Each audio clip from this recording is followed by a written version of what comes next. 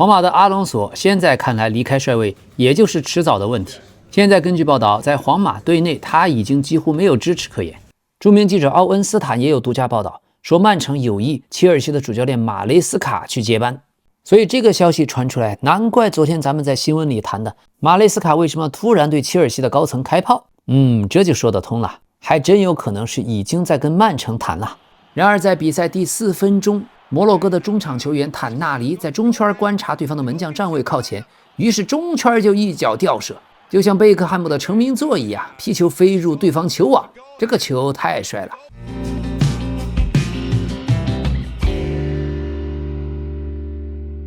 好的，朋友们，皇马阿隆索的帅位又威了。另外，今天还有意大利超级杯的半决赛，那不勒斯对米兰。还有节目中咱们还会聊聊关于英超一些有意思的深度研究报告，也包括曼联那抽象的曼联过去10几年的历史，咱们娓娓道来。喜欢支持老 K， 请大家点赞评论。关于足球的视频播放数真的不多，希望我们每一个球迷也帮帮老 K， 谢谢大家。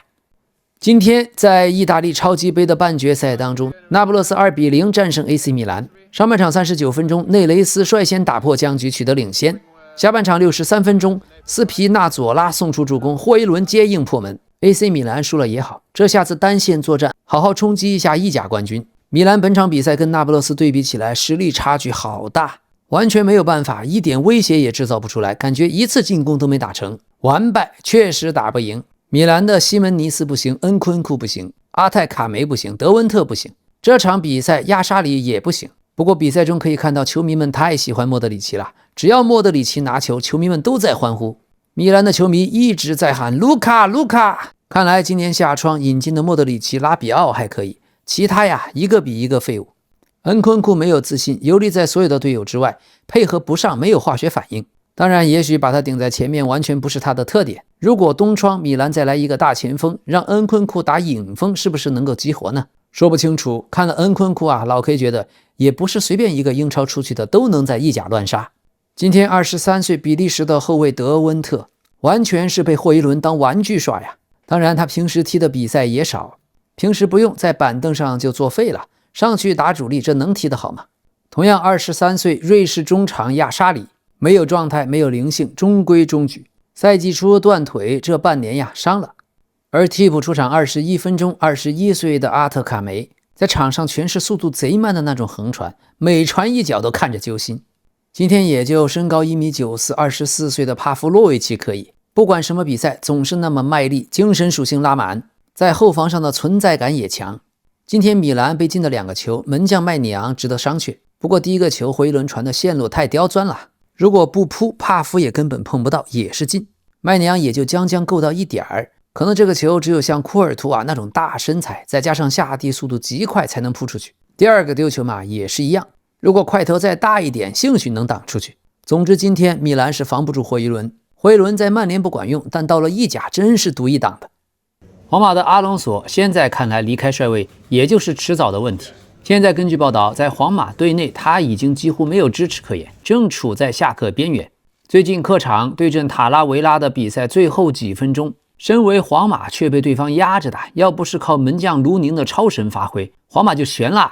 当时主帅阿隆索的神情就是他现在处境的真实写照，坐在教练席上目光涣散，对球场上发生的局势无动于衷。要知道当时皇马正被塔拉维拉队步步紧逼，马上可能会被拖入加时赛，场面非常被动。可是在赛后3比2险胜，阿隆索还说自己满意，因为球队的目标就是晋级。在比赛末期的被动局面，阿隆索归咎于是国王杯本来就是很特殊的赛事，但事实上阿隆索是带着怒火离开的，球队在最后时刻的表现让他非常不满。还有在之前皇马对阿拉维斯的比赛后，阿隆索在新闻发布会上公开谈到了巴尔德佩尼亚斯的失误，但随后阿隆索很快意识到这不是合适的时机和方式，所以在更衣室内承认了自己的错误，并且向球员已经道歉。当时在新闻发布会上，阿隆索先是称赞了小将巴尔德佩尼亚斯，然后指出他唯一的不足就是1比1的那次失误当中犯了错。阿隆索说，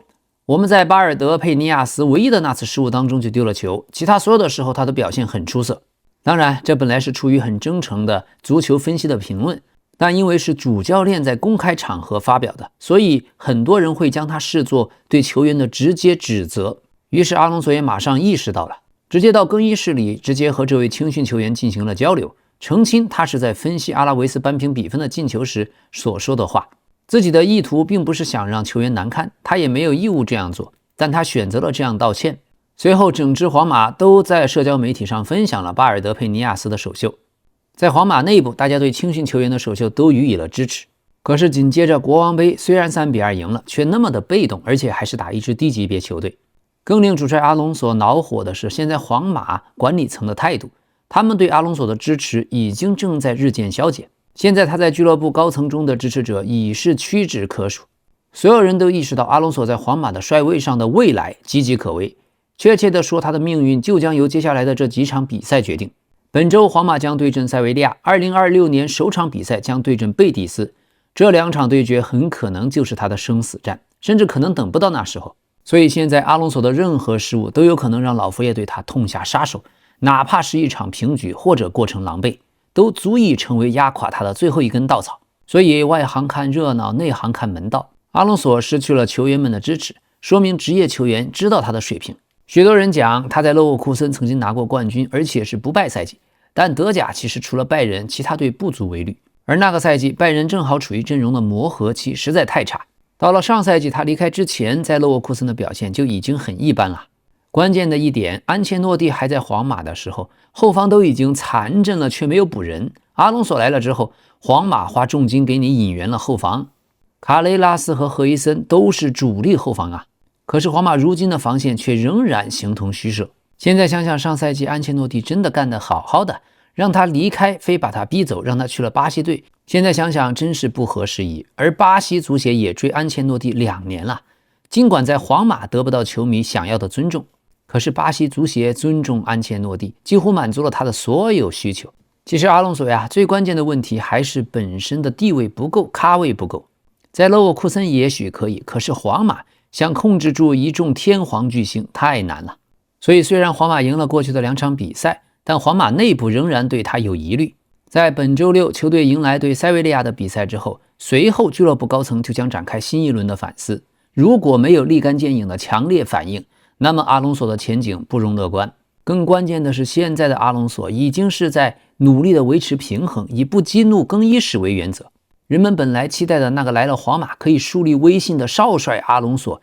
已经完全失去了自己的个性。现在他是姆巴佩、维尼修斯、罗德里戈，甚至每一个球员谁都得罪不起。那么今天皇马的训练备战本周末的塞维利亚之战，卡马文加、门迪和阿拉巴参加了部分合练。可是劳尔·阿森西奥此前因为发烧退出了对阵塔拉维拉的比赛大名单，现在他的身体状况也没有好转，能否出战塞维利亚存疑。还有阿诺德、卡瓦哈尔和米利唐已经因伤确定缺阵，迪亚斯已经随摩洛哥国家队去备战非洲杯了。那么现在就看卡马文加，他之前是遭遇了脚踝的扭伤，门迪是右大腿的股二头肌受伤，阿拉巴则是肌肉超负荷。看一下这3位球员在当前用人之际，尤其是后防线能不能够及时救火。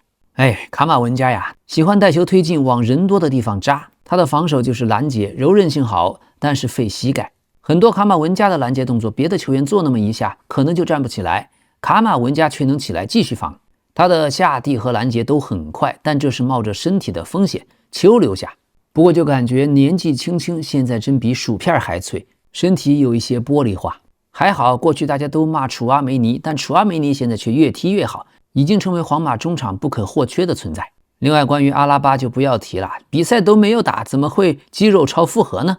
这是在替补席坐着屁股的肉坐太久超负荷了吗？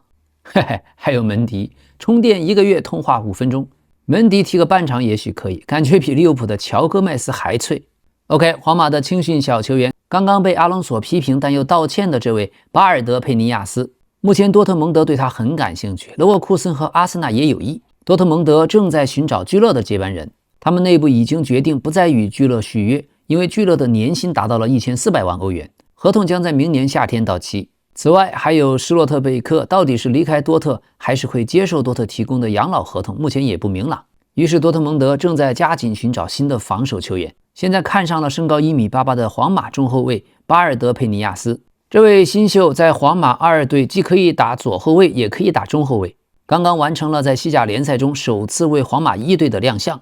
而他与皇马的合同直到2029年。那么皇马后防线这些小妖啊，真正的实力不够强，皇马也培养不过来。像过去的阿瓜多和巴尔德佩尼亚斯还真有点像，只是皇马卖出去的小球员呀，也许要加回购条款，因为多特蒙德的眼光还是不错的，搞不好以后就值个5000万。当然也有可能加回购条款，多特就不买了。想起以前的阿什拉夫去多特也是租借了2年，白嫖了2年。现在的阿什拉夫在边后卫已经是世界独一档的存在。OK， 再看看咱们姆总姆巴佩。现在数据显示，离开巴黎之后，姆巴佩的进球更多了。可巴黎队没有了姆巴佩，冠军却更多了。目前姆巴佩离开大巴黎之后，82场69个进球，帮助皇马拿到了2座冠军，欧洲超级杯和洲际杯。在皇马第一个赛季，姆巴佩各项赛事出场56次，43个进球，5个助攻。本赛季他的火力更强了，代表皇马出战了26次，打入了29球，4助攻。这场均进球数已经超过1，已经全面的比肩过去绝代双骄时代 C 罗和梅西的进球效率。可失去了姆巴佩的巴黎，在队史上首夺了欧冠，而且完成了法甲、法国杯、欧冠和法国超级杯的冠军，4冠王伟业。哈哈，怎么也没想到，姆巴佩的离开，双方还成了双赢。当然，皇马这2个小冠军没什么用，要说皇马和姆巴佩赢了，还有些牵强。现在如此超神的姆巴佩拥有极高的声誉和影响力，他的广告效力也极强，所以正在和耐克就续约的事宜展开谈判。现有的合同将在明年2026年夏天到期，和耐克的谈判已经持续了数周了，但就具体金额方面还没有达成一致。不过耐克依然在姆巴佩的竞争中保持着相当明显的领先优势。过去姆巴佩是从2019年起就和耐克合作，那么2026年世界杯将在美加墨举行，尤其是美国市场的影响力。现在作为法国队队长，同时是皇家马德里的顶梁柱，姆巴佩的商业价值和竞技价值极高。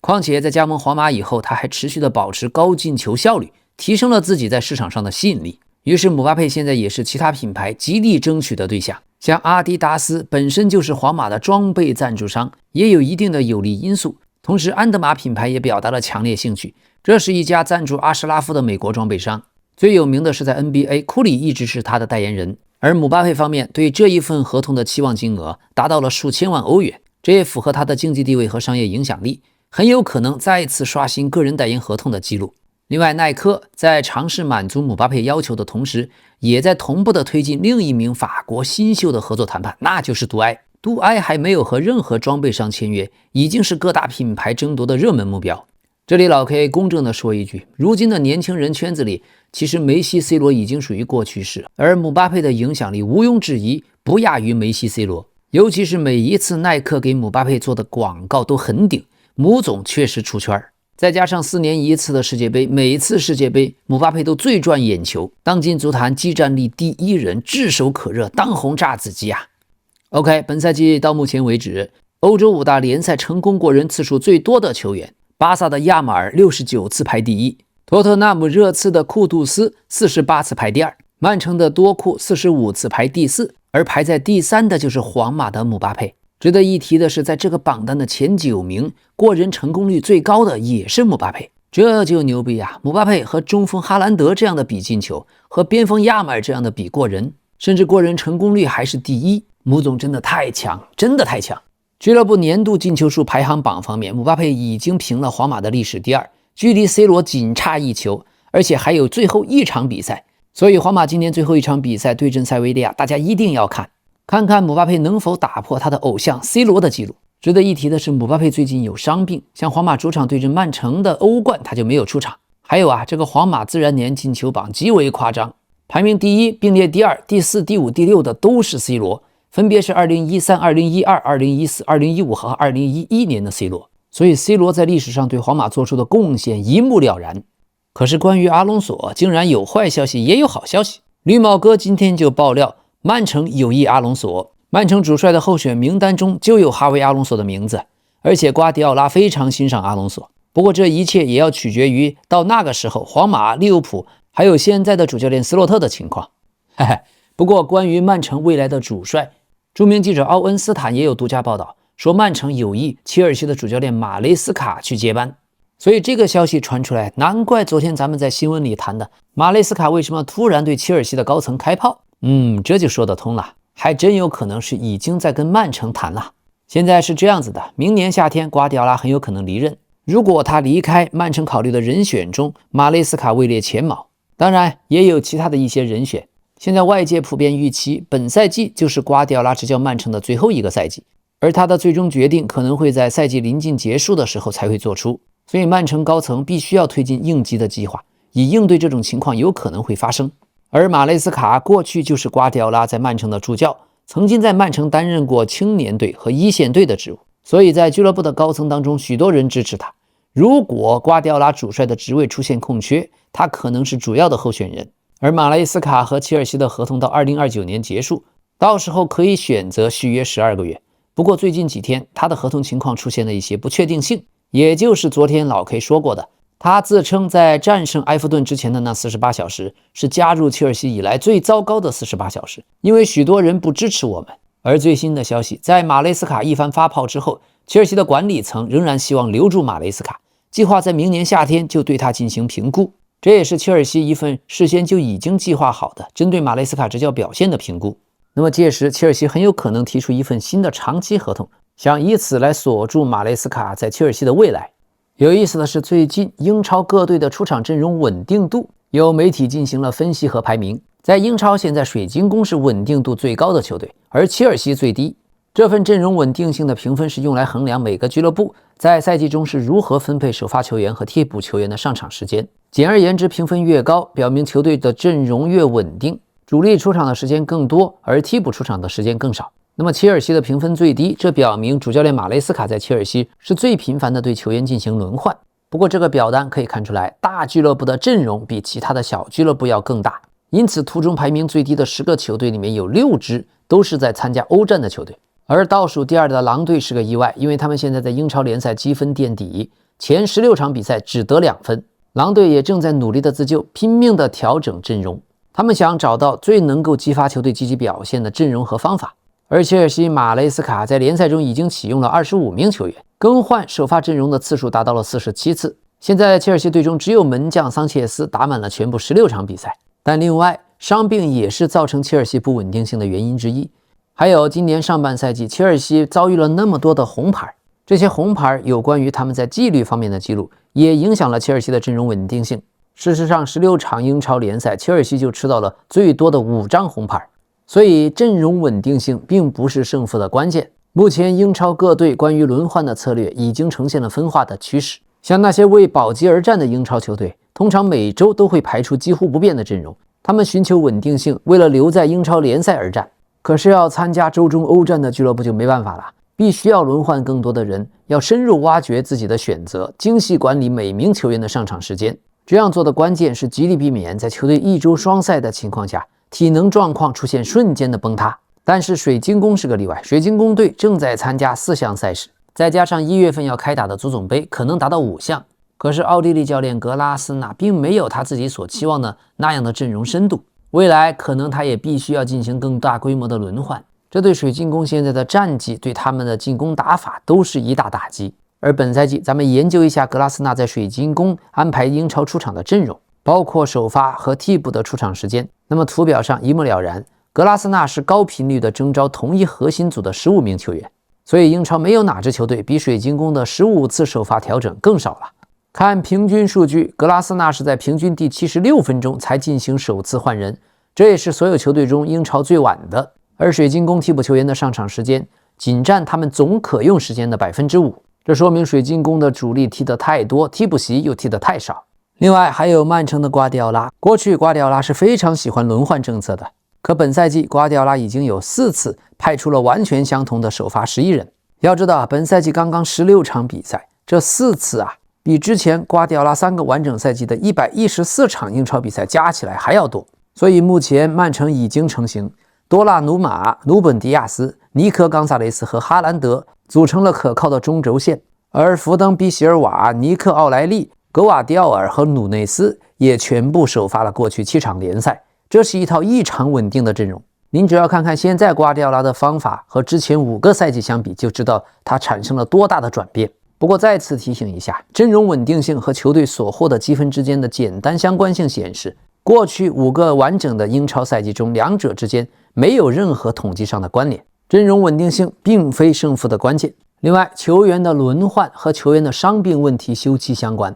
咱们看一份年度报告，过去5个赛季，球员的伤病已经给英超俱乐部们造成了超过10亿英镑的薪水的损失。不过好在伤病的总体频率已经开始有所下降，可是伤病的严重程度和经济成本却在显著攀升。这就清楚地表明了现代足球的赛程越来越密集，战术强度和球员的健康管理面临更复杂的挑战。我们可以看到，英超联赛的总体伤病频率在4个赛季内下降了 25%。2021到22赛季是峰值1289例，而24到25赛季只有957例。可是伤病总成本却在4个赛季内显著上升，到23-24赛季达到了 3.6569亿英镑的峰值，随后在上赛季下降了 21.8%， 到了 2.8574亿英镑。这个伤病成本的定义是球员的日基本工资再乘以他因伤缺阵的天数。而如果我们再看看欧洲5大联赛的伤病总成本，过去5个赛季总额已经接近30亿英镑。可是要知道只有 24% 的伤病发生在英格兰顶级联赛，这就说明英超联赛拥有更高的薪资和收入水平。而过去5个赛季中伤病最多的球队就是曼联、切尔西和纽卡，尤其是23到24赛季，曼联的伤病成本是过去5年所有欧洲5大联赛球队中最高的。但同时我们单看上个赛季曼城却是在这项指标中损失最为惨重的。尽管切尔西、阿森纳、曼联和托特纳姆热刺他们的伤病总数更多，可曼城遭遇了像罗德里这样关键球员的出勤问题，所以伤病总成本曼城最高。而上赛季的阿森纳主帅阿尔特塔必须要应付更多的短期伤病，其中包括许多边缘球员。数据就很清楚了，上个赛季的利物浦伤病就更少，不光是伤病数量少，而且伤病的成本也小。所以这一份报告，这项研究凸显了精英球员日益增长的身体负荷。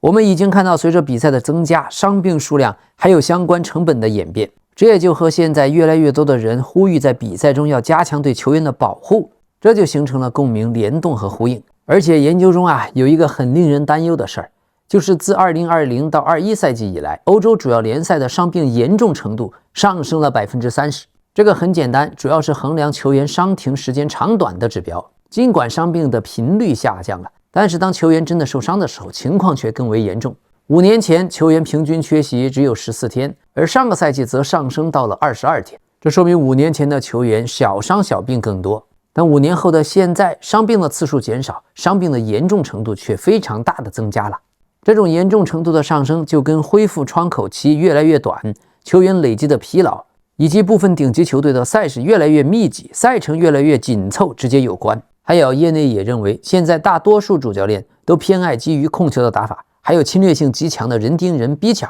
这也是一个因素。好，关于英超，过去5个赛季中，无论 Big6 中哪支球队遭受了伤病最多，这个队从来没有赢得过联赛冠军。而上赛季利物浦是球员可用性最好的球队，伤病最少，所以利物浦在英超夺冠。可是阿森纳伤病数量增加了1/3，最终也只能以10分之差落后于冠军。另外还有一点，现在已经可以看到21岁以下的球员已经被证明特别容易受伤，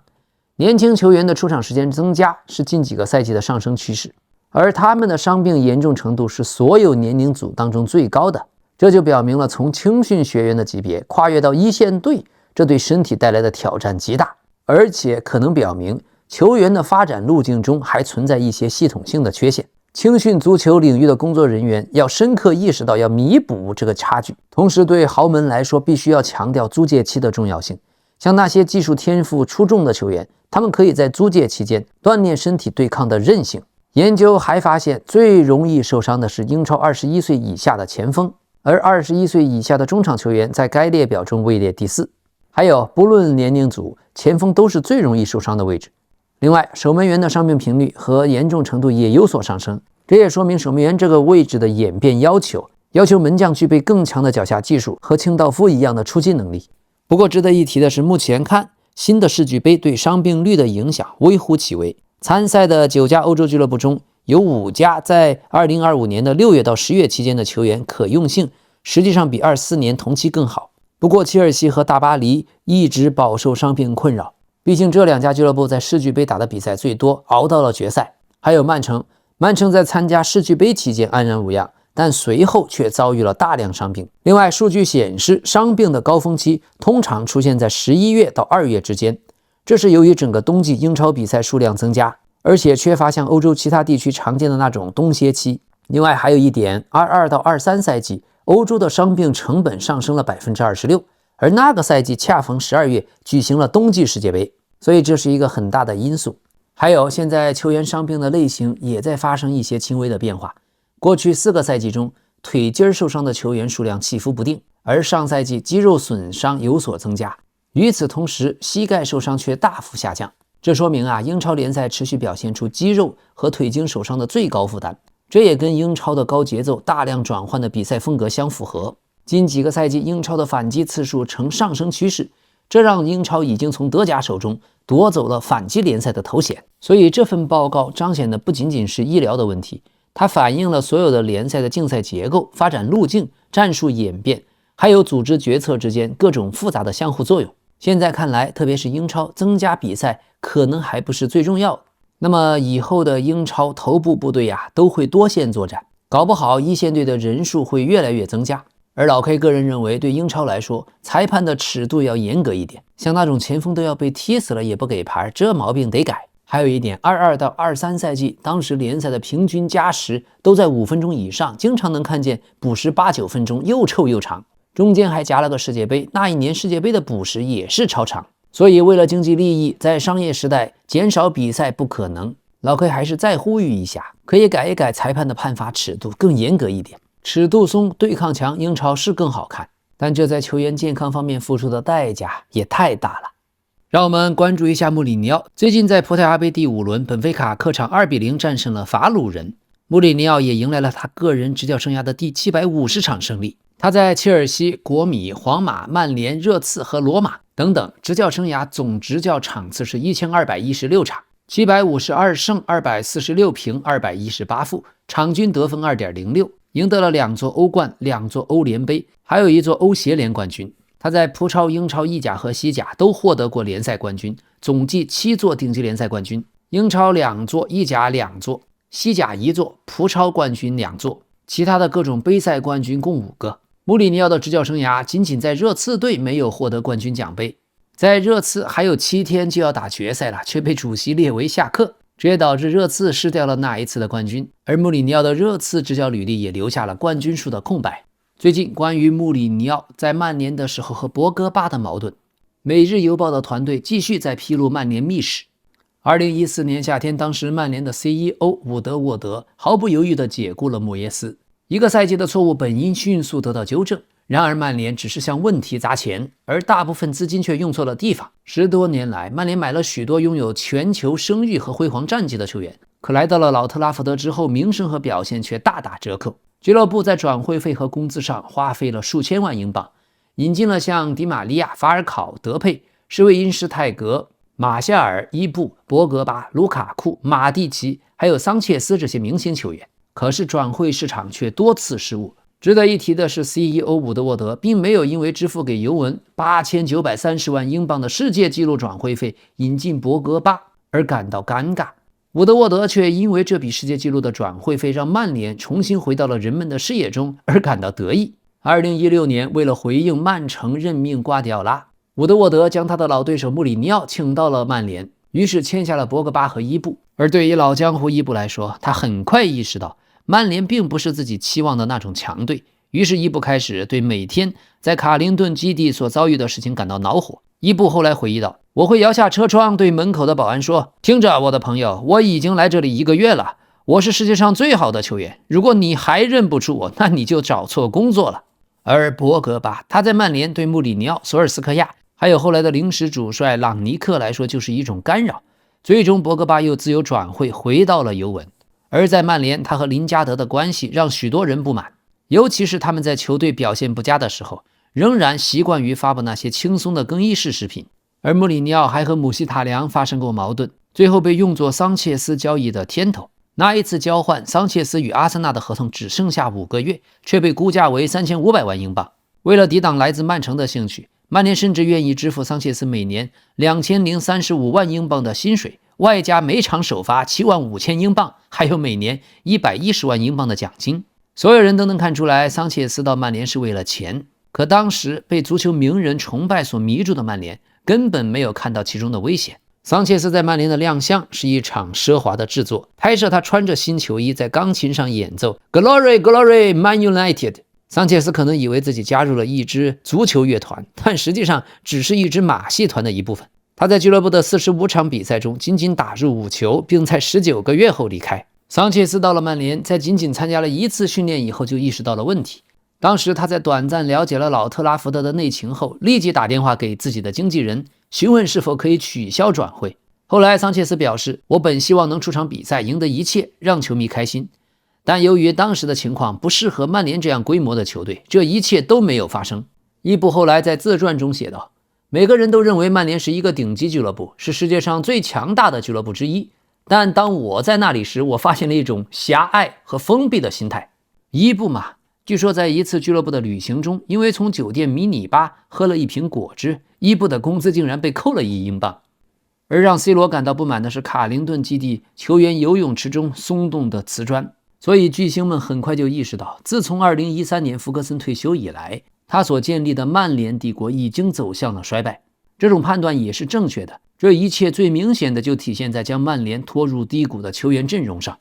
所以曼联就像那句俗语说的，鱼是从头开始腐烂的。曼联的老板格雷泽家族大部分时间都不在俱乐部，这美国老板和他的代理人被认为是所有问题的根源。至于 CEO 埃德伍德沃德，他过于迷恋明星的名字和那些花哨的经纪人，对社交媒体指标过于感兴趣。过去12年，曼联在75名球员身上花费了将近20亿英镑，可又有多少被认为是成功的引援呢？也许除了5年前签下的 B 费，我们就说不出其他的名字了。而过去10年，曼联的引援策略到底是什么？甚至于有没有一个策略？我们只能从2014年的迪玛利亚到2023年的霍伊伦，看见曼联的策略留下的那一条深不见底、令人不安的金钱的踪迹。于是，当曼城和利物浦这样的俱乐部通过巨额投入和市场上的精明运作快速前进，当伯恩茅斯、布莱顿以及布伦特福德这样的较小的俱乐部通过现代数据和人工智能模型取得了显著的成功，在他们之外，曼联令人感到尴尬。过去10年，曼联在一线队球员上盈利的只有一位，那就是丹尼尔·詹姆斯。2019年1500万英镑从斯旺西加盟，2年后以2500万英镑转会到利兹联队。当然，这不包括本土培养的人才。实际上，主教练福格森在2013年那个告别赛季的冠军，那个赛季就已经掩盖了曼联已经存在的问题。比如2012年夏天，范佩西和乡村真斯、尼克·鲍威尔、亚历山大·布特纳还有安赫洛·恩里克斯一同加盟。然后到了2013年1月，曼联又签下了扎哈。后来莫耶斯不得不收拾这些烂摊子。而早在2009年，曼联送走了 C 罗去皇马，又目送曼城从自己手中抢走了特维斯。可是曼联仅仅花费了2400万英镑引进瓦伦西亚、加布里埃尔·奥贝坦和迪乌夫。要知道1年后，曼城花费了1.25亿英镑组建了一支能够将曼联从英格兰足球巅峰拉下来的球队。可是曼联仅仅花费了3900万英镑引进了包括贝贝在内的4名球员。而贝贝这位不知名的葡萄牙球员只是在慈善比赛中才崭露头角。曼联也尝试过进行现代化的改革，不过这不可能让所有人都满意。比如穆里尼奥就对俱乐部的引援政策嗤之以鼻，嘲笑在每个目标位置上都有3个选择。穆里尼奥也反对设立足球总监的想法，并对球探网络扩展到58人的规模感到困惑。可曼联对专业知识的追求以及尝试采用现代球员追踪和转会策略，导致一些部门变得相当臃肿，仅仅几年间就从一个极端走向另一个极端。当滕哈格接手的时候，曼联的球探人数已经增加到了140人，这包括90名全职球探和50名周末兼职观察员。他们的数据被输入到一个名叫 Trackerman 的庞大数据库中。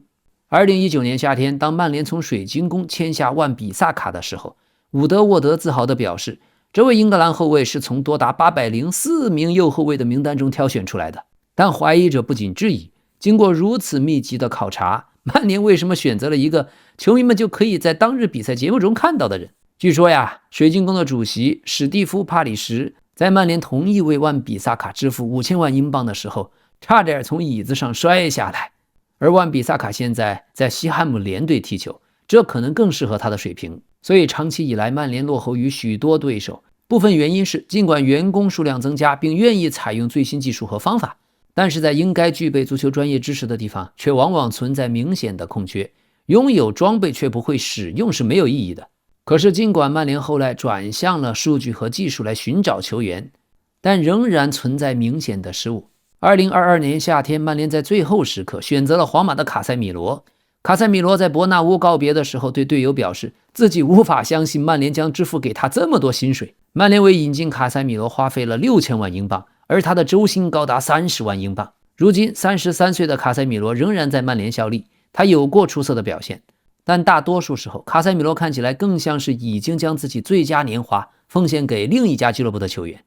而这在老特拉福德已经是一个熟悉的主题。于是曼联后来再次做出看似慌乱的引援，以8600万英镑签下了巴西边锋安东尼。要知道2个月前安东尼就可以以6000万英镑的价格获得，最终安东尼以巨大亏损被转手。还有一段时间看起来曼联的球迷们似乎在掌控引援工作，因为在球迷抗议签下阿瑙托维奇后，这笔交易被放弃了。而滕哈格的任期内，许多引援似乎都与他自己的经纪人凯斯沃斯有关，或者就是曾在他手下踢球的球员，或者是在他熟悉的联赛中效力的球员。当时滕哈格被告知德里赫特也许不适合曼联，引援团队将他称为荷兰版的马奎尔，但滕哈格坚持己见，让俱乐部为德里赫特支付了4200万英镑。而索尔斯克亚他希望得到哈兰德、赖斯和贝林厄姆，可最后得到了桑乔、范德贝克和36岁的 C 罗。曼联在2021年为桑乔支付了7300万英镑，周薪25万英镑。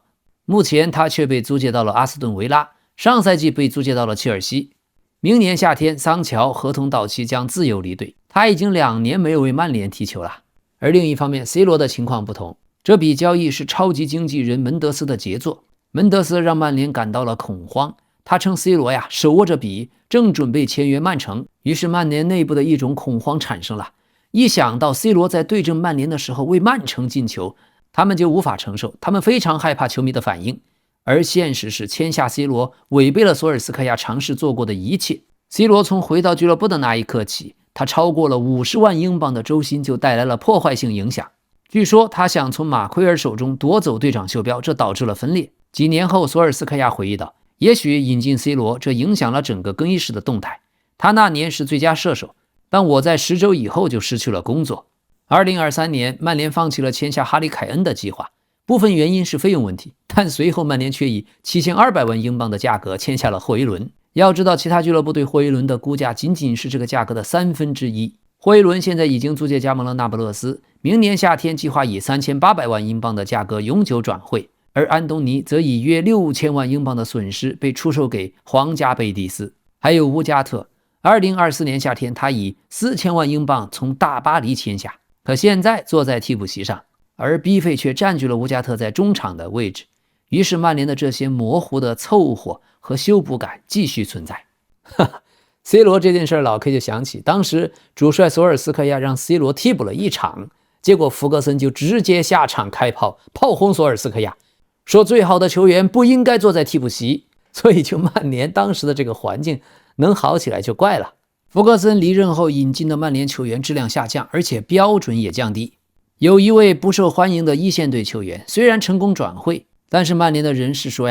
他有一辆荒唐的超级跑车，离开时候就把他丢在卡灵顿的停车场，放了大概6个月，这就说明他有多不在乎。而在球员停车场旁边有一条草地，位于2栋建筑之间，有位球员似乎懒得倒车，直接开过草地来掉头，这让一位老球员批评了他，指出他驾驶的是一辆豪车，但居然没有倒车档。另外，球员们常常在卡灵顿停车的时候跳上车顶，跳上引擎盖，甚至有一次穆里尼奥也加入了他们。所以曼联想要多次尝试文化的重塑，可感觉重回巅峰之路依然遥远。多年来曼联在市场上的失误遗留的问题仍然在继续。好的，另外今天值得一提的是阿拉伯杯决赛，摩洛哥队对约旦。然而在比赛第4分钟，摩洛哥的中场球员坦纳黎在中圈观察对方的门将站位靠前，于是中圈就一脚吊射，就像贝克汉姆的成名作一样，皮球飞入对方球网，这个球太帅了，起脚的瞬间门将似乎在禁区里面，可无奈球速太快，而且这个球还有干扰，真的漂亮。关键就是这个球在有对抗的情况下还有这种球速，就只怪普斯卡什奖早颁了7天。好的，朋友们，感谢大家支持，请锁定老 K 足球新闻，也再次提醒大家点击订阅，让我们明天再见。